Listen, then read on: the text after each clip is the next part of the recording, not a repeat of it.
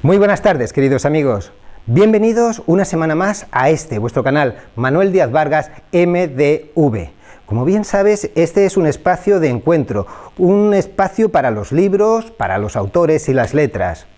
En esta semana quiero saludar especialmente a aquellos nuevos suscriptores que nos están viendo desde Chile. También deseo lanzar un saludo afectuoso para José Couto en Pontevedra, como también para un amigo de aquí de Sevilla, Francisco Javier Galán Sánchez. Un abrazo para todos vosotros y gracias por seguirnos en vuestro canal. Deseo mencionar que poco a poco vamos alcanzando esa meta que nos habíamos propuesto, la de alcanzar los 150 suscriptores antes del día 23 de abril, que como bien sabes es el Día Internacional del Libro. Te quiero emplazar a que permanezcas en este vídeo hasta su conclusión, porque al final siempre sabes que guardo alguna imagen simpática que te puede arrancar una sonrisa. Por cierto, y antes de empezar, recordarte que fue don Pedro Calderón de la Barca aquel que dijo que la vida es un sueño. Por lo tanto, seguramente, tanto tú como yo, no seamos más que unos soñadores.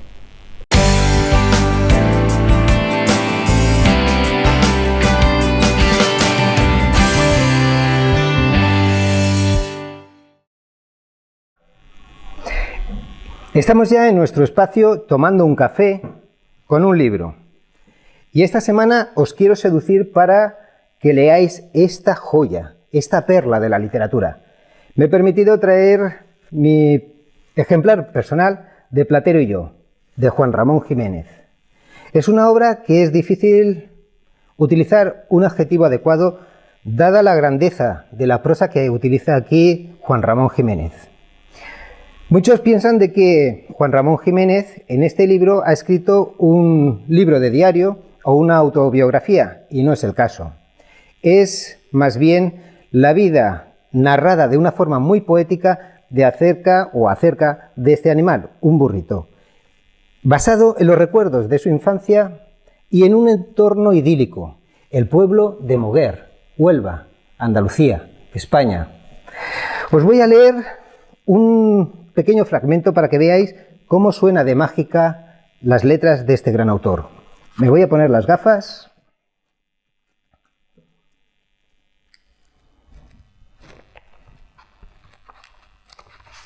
Dice así, voy a leer Tarde de octubre. Han pasado las vacaciones y, con las primeras hojas amarillas, los niños han vuelto al colegio. Soledad. El sol de la casa, también con hojas caídas, parece vacío. En la ilusión suenan gritos lejanos y remotas risas. Sobre los rosales, aún con flor, cae la tarde, lentamente. Las lumbres del ocaso prenden las últimas rosas y el jardín, alzando como una llama de fragancia hacia el incendio del poniente, huele todo a rosas quemadas. Silencio. Platero, aburrido como yo, no sabe qué hacer. Poco a poco se viene a mí. Duda un punto y, al fin, confiado, pisando seco y duro en los ladrillos, se adentra conmigo en la casa. Maravilloso. Sinceramente, creo que se me nota, pero es uno de mis actores y es una de las obras favoritas que releo muy a menudo. Os la recomiendo. Os pido que por favor dejéis vuestros comentarios acerca de Platero y yo y del autor Juan Ramón Jiménez en este canal. Ahora deberíamos pasar al espacio de taller de escritores, pero esta semana vamos a pasarlo por alto porque vamos a darle preferencia a biografía de autores, por el motivo de que el pasado día 8 de marzo fue el Día Internacional de la Mujer. El pasado día 8 de marzo se conmemoró mundialmente el Día Internacional de la Mujer. Por eso hoy, en biografía de autores, voy a hablar de un personaje que tiene mucho que ver con ello. Os voy a hablar ni más ni menos que de George Sand. Sé lo que estás pensando. ¿Qué tiene que ver el Día Internacional de la Mujer con un autor aparentemente masculino, George? Pues ese es el punto. George Sand no es más que un seudónimo. Detrás de este seudónimo se esconde otra persona.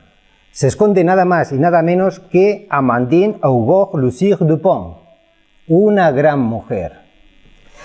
Bien, vamos a conocer un poquito de este personaje para conocerla en profundidad y saber quién fue. Amandine nació en un pueblecito cerca de París, en Francia, en el año de 1804. Ella fue una de las escritoras más prolíferas de su época. Ella escribió más de 140 novelas, unos cuentos fantásticos y además obras de teatro. Voy a mencionar algunas de sus obras. Ella escribió Un invierno en Mallorca, Indiana y también una obra que la lanzó a la popularidad, Rosa y Blanca. ¿Cómo fue la infancia de Amandine? Bueno, el padre de Amandine fue un aristócrata. Fue un varón que estuvo, de origen polaco, por cierto, se me olvidaba, que estuvo luchando junto con Napoleón en las guerras europeas cuando la época de Napoleón. Su madre, por el contrario, era una campesina de clase media y de los amores de ellos dos nació Amandine. El padre de Amandine falleció tempranamente, prematuramente, falleció debido a las graves consecuencias y heridas que se causó al caer de su caballo. Ahí es donde entra en escena la abuela de Amandine. La abuela de Amandine decidió criar a la criatura, pues su madre, dicen los biógrafos, todo hay que mencionarlo, que era una mujer que era bastante dada o que se prodigaba en exceso a amores, sobre todo con los soldados. Así que la abuela dijo, a Amandine la voy a educar yo. A partir de ese momento Amandine se crió en el campo, en un entorno rural, en un entorno libre, en el cual ella podía correr por los campos, ella podía montar a caballo y además el espíritu de su abuela, que era un espíritu libre para la época, le ayudó mucho a conformar su carácter. Amandine no fue a la escuela. Menuda tontería, eso era cosa de hombres. Sin embargo, Amandine aprendió a leer y era una voraz devoradora de libros. Le encantaba leer. Tanto fue así que se convirtió en una autodidacta. Se casó muy temprano, con tan solo 18 años de edad. Conoció a un varón y se enamoraron. Así que en 1822 contrajeron matrimonio. Fruto de ese matrimonio tuvieron dos hijos, un varón, Maurice, y una hija. Pero el matrimonio no funcionaba, porque Amandine era todo pasión, tenía ansias de vivir, tenía muchas ganas de aprender. Por el contrario, su marido era un carácter apocado, un carácter rural, y tuvieron muchas diferencias. Además, una confidencialidad entre vosotros y yo. Amandine tenía un sueño. Amandine quería ser escritora. Menuda locura. En 1800. Después de numerosas disputas en el matrimonio y de infidelidades por ambas partes, Amandine un buen día se harta. Decide coger a sus hijos y se planta en París. Abandonó a su marido. Una vez que está allí en París, coge y empieza un periplo, esto sería aproximadamente en el 1831, empieza un periplo para conseguir que los editores le abran las puertas y editen sus novelas. Una lucha tenaz, pero infructuosa. Es más, en la última visita que mantuvo una reunión con uno de los editores, este le espetó diciéndole que su lugar era en su casa cuidando a su marido y a sus hijos. Amandine, cuando salió de aquella reunión, se puso a pensar y reflexionó de la siguiente manera. Ella se dijo, la sociedad es como una obra de teatro. A mí me quieren imponer un papel que yo no quiero representar, no deseo representar. Por lo tanto, a partir de ahora voy a romper las reglas de juego. A partir de ahora adoptaré yo el papel que mejor me convenga. Así lo dijo y así lo hizo. A partir de ese momento ella inició lo que más adelante mencionó como una rebelión romántica. Es decir, si ella sentía atracción por un hombre, ¿por qué se iba a contener si era de mutuo acuerdo? También empezó a hacer otra cosa que llamó mucho la atención y escandalizó a la sociedad de su tiempo. Empezó a vestir con vestimentas masculinas, es decir, se colocaba su sombrero de copa alta, su levita larga y un pantalón para poder estar más cómoda. Pero realmente no solamente lo hacía por comodidad, ella lo hacía para poder circular más libremente por la ciudad y de paso tener acceso a lugares vetados para la mujer del siglo XIX, como casinos, bibliotecas para hombres, clubes, etc. Llegados a este punto debo hacer un inciso. Ella no vestía como un hombre porque renegara de su condición de mujer. Al contrario, ella en las fiestas sociales y reuniones familiares se vestía a la usanza como vestían en el siglo XIX, con esos vestidos largos de mujer. Simplemente utilizaba la vestimenta masculina para conseguir su fin. Por ese tiempo promiscuo que tuvo infinidad de amantes, conoció a un escritor. Este es un punto de inflexión en su vida. Cuando conoció a este escritor, que no fue otro más que Jules Sandeau, empezó una nueva etapa. ¿Por qué? Por dos razones. En primer lugar, Jules se dio cuenta de la gran capacidad como escritora que tenía Amandine, así que le propuso escribir una novela conjuntamente. Esta novela se titula Rosa y Blanca y consiguió un gran éxito. Fue lo primero que consiguió. Más adelante la pareja se disolvió, se separaron, porque él tenía unos grandes celos al comprobar la gran fama y su gran capacidad literaria. La segunda cosa que consiguió con este escritor fue forjar su seudónimo. Sandeau, en francés es más largo, ella pensó, si le quito las 3 últimas letras, queda Sand. De ahí tomó su seudónimo, Georges Sand. Ese sería el seudónimo con el cual escribiría a partir de entonces. Ahora ya con este seudónimo, ella consiguió gran popularidad entre las personas que leían porque realmente no sabían que era una mujer, entonces aceptaban sus obras literarias. Consiguió mucha fama. También, evidentemente, se granjeó grandes adversarios porque no estaban conforme con la manera de pensar, con su manera de actuar y con su indumentaria. Os voy a poner un ejemplo. Nada más y nada menos que el gran Baudelaire, un poeta muy significativo del siglo XIX, escribió un artículo en contra de ella, acusándola de moral baja, acusándola de vestir como si fuera un hombre y Dios sabe qué más cosas. Ella ni se inmutó, ni se despeinó, le contestó. Era una mujer con carácter y le contestó más adelante en otro artículo, en el cual le decía de que era cierto, vestía como una mujer, pero es que además guardaba un secreto mucho más grande, y es de que fumaba puros.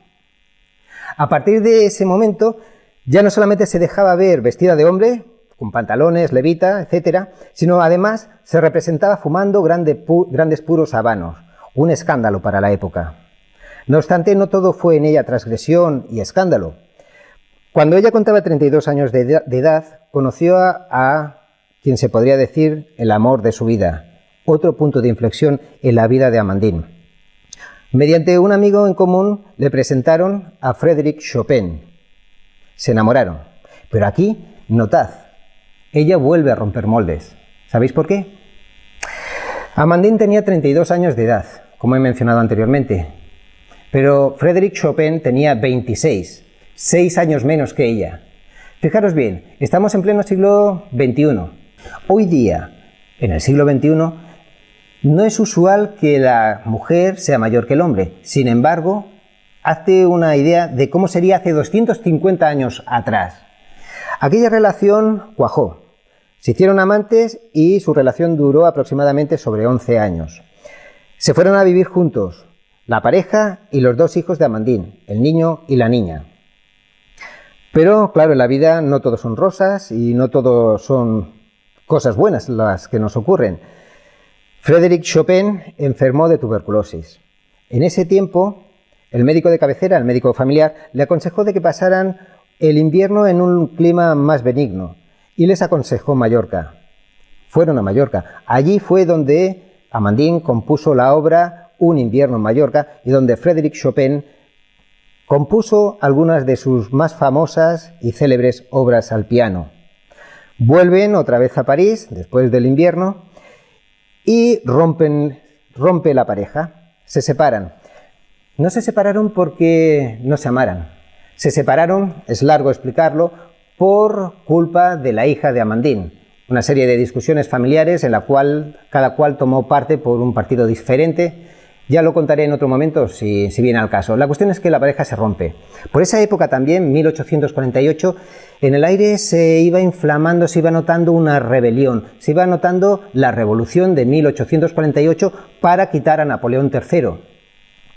En ese espíritu que ella tenía, combativo y de republicana convencida, ayudó a incendiar las calles con sus escritos, con sus artículos y con sus obras literarias. Sin embargo, la revolución no cuajó de la manera que ella esperaba.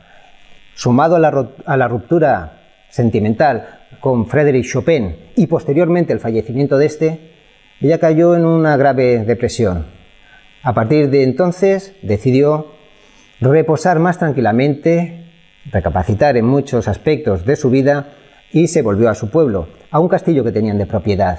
Allí fue donde pasó el resto de su vida y concluyó grandes obras literarias que nos ha dejado para las generaciones venideras.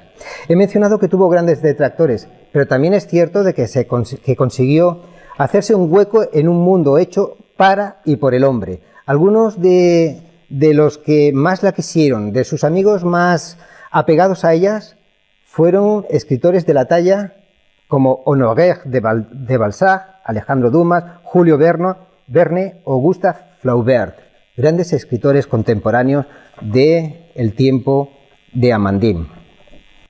Para concluir, se podría decir que su vida se podría simplificar por una frase que fue dicha por Winston Churchill 100 años después. Winston Churchill dijo lo siguiente: ¿tienes enemigos? Bien, eso significa que alguna vez, en algún momento de tu vida, has luchado por algo.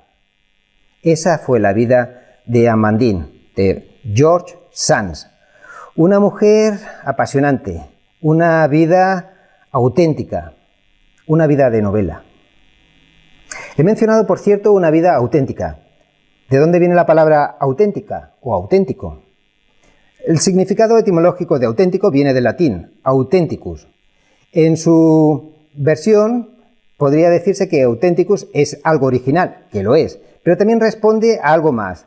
El latín tomó del griego la palabra auténtico, auténticos, y su raíz primaria significaba mover hacia adelante, lanzarse. Así, auténtico, en su primer tiempo, significaba aquel que actuaba por sí mismo, que tomaba las iniciativas y era dueño absoluto de sus actos. Moverse hacia adelante, lanzarse, poder absoluto. Ese es el significado intrínseco de la palabra auténtico. Bueno, queridos amigos, hasta aquí lo que os quería comentar esta semana en este canal. Espero que os haya gustado. Si es así, ya sabéis, os pido que le deis a me gusta.